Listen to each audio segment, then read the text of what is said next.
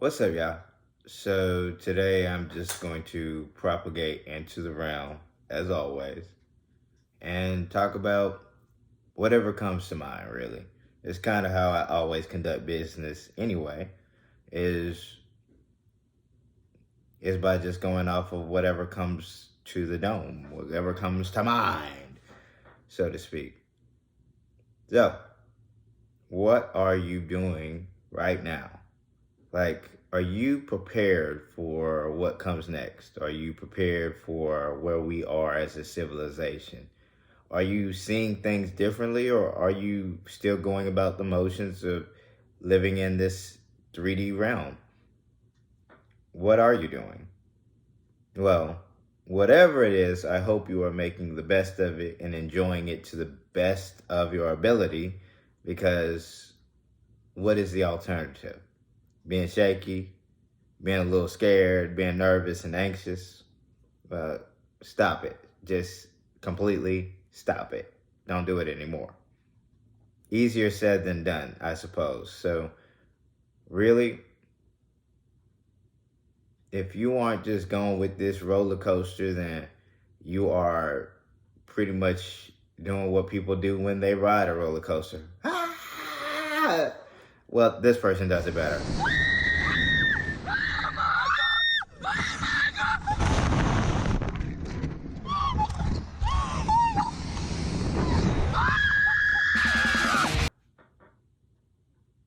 So, with that being said, are you realizing that energy is running throughout everything and everyone we come in contact with?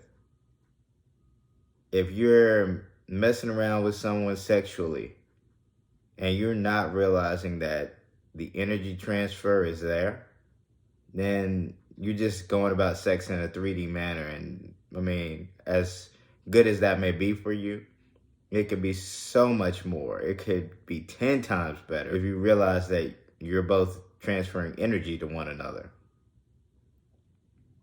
So, I mean, you got points. Come on now, you got points that are able to swap energy. What I think is more realistic to think about is that it's vortex. And the vortex is basically bringing us energy into our body and bringing the energy out, because we're really actually balls of energy. You can't really see that because we're always getting messages and influences from our higher dimensional self and the universe. Because we think we're solid, but we're not. We are actually full of energy. And so what I want to talk about today, of course, is the hand chakras. So we have chakras in our hands, and that's where healers use to healing. Now, the thing about the chakras is that there's energy that goes in, but there's also energy that goes out. So if you are messing around with a whole bunch of people, how are you feeling after the fact? Do you feel great about it? Are you wanting more? Maybe there's something internally that is making you want to have more. Man, honestly, you have to look at this realm with the sins, the 7 deadly sins, that is. You have to look at this realm for what it really is. Look at everything that you come in contact with, and tell me there isn't a sign, a symbol, something that pretty much tells you what that is, what that person is, what that entity is, just what you are.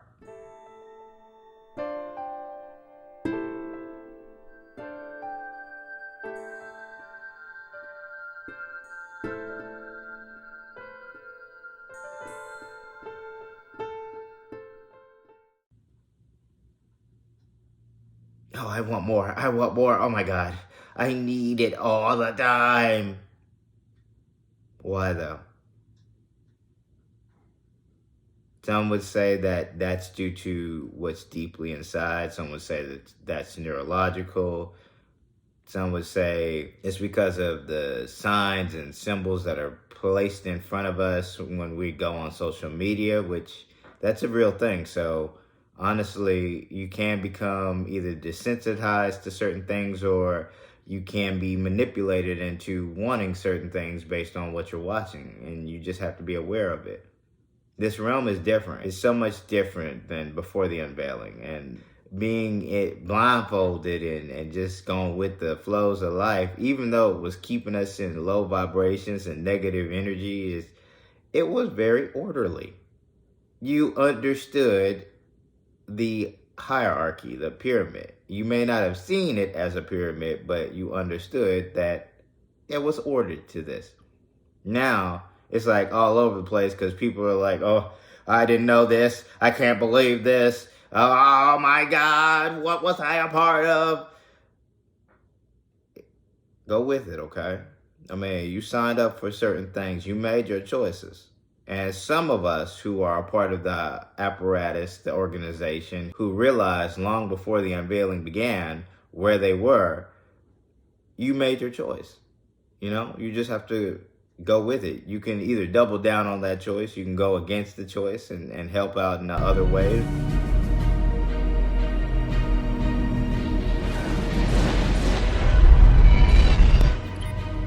You're on. This is Captain John Sheridan. We are here on the authority of a multiplanetary force. We are here on behalf of the thousands of civilians murdered who have no one else to speak for them. And on behalf of the Earth Force units that have joined us to oppose the tyranny that has darkened Earth.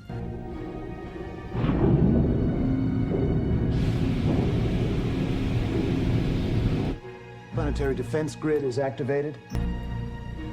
We know that many in the government have wanted to act, but have been intimidated by threats of retaliation against your families, your friends. We call upon you to rise up and do what's right. We have drawn their forces away from Earth, and the time to act is now.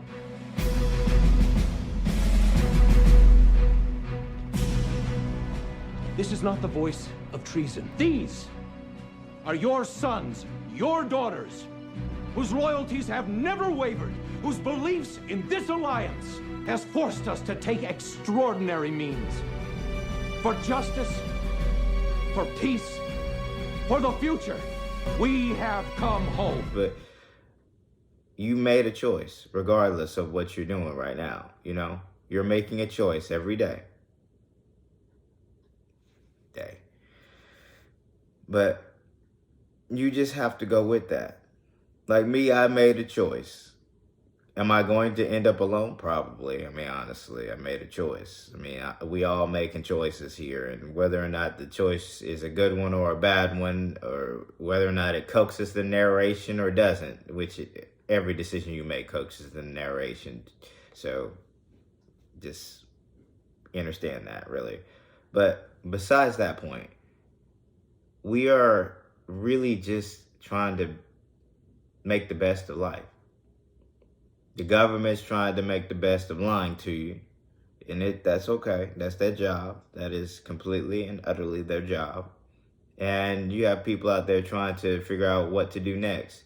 Should they go off grid? Should they get bunkers? Should they learn how to defend themselves? Yeah, you really need to learn how to defend yourself, to be honest with you. I mean, as for coming together as a collective and making a community, during the collapse, I mean, that kind of is hard to do. So you have to like focus on yourself, focus on your immediate family if you're into that kind of thing. Things can quickly take a turn for the worse. We experienced prosperity and calm for quite some time before this year, but we've quickly seen how that can change. One disaster or perceived calamity can cause panic. More than one catastrophe at the same time could lead to a prolonged grid-down situation. While the region might recover after a few days or weeks, a national incident could leave you on your own with no help coming.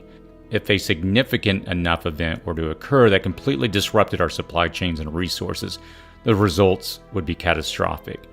Most people don't have enough food or water on hand to survive much more than a week.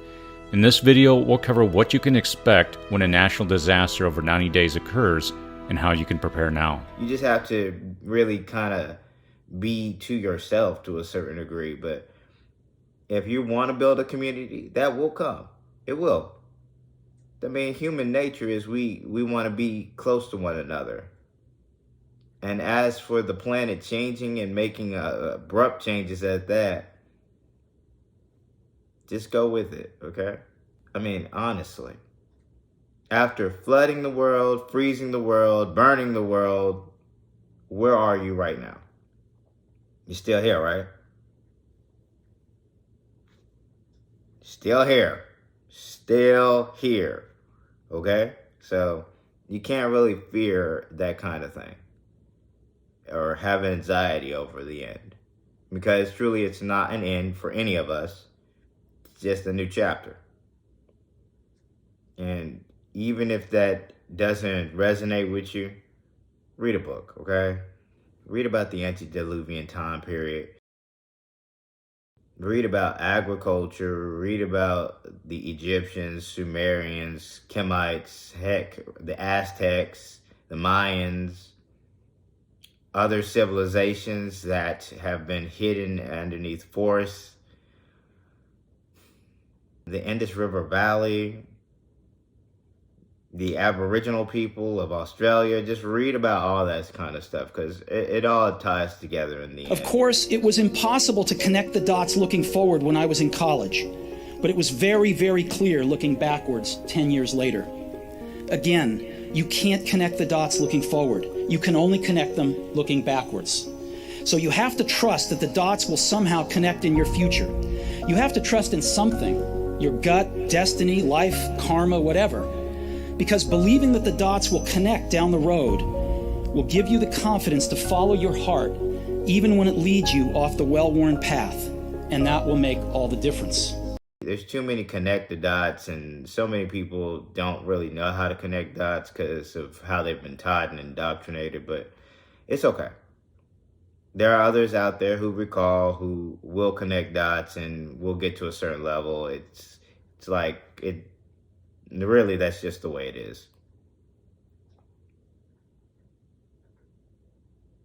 And you know, it's funny because once you get to a specific level, it's just like this. What am I doing? What am I doing right now? Talking to people, trying to get a message out there, trying to just spread the word, when that already took place a long time ago.